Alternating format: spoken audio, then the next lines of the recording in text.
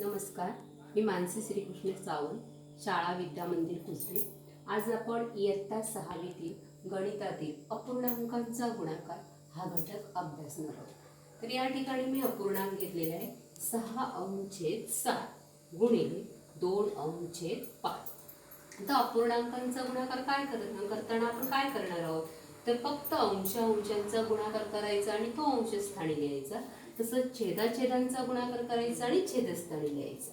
तर बघा या ठिकाणी या पहिल्या अपूर्णांकामध्ये अंश किती आहे 6, दुसऱ्या अपूर्णांकामध्ये अंश किती आहे 2. यांचा आपण काय करणार आहोत गुणाकार.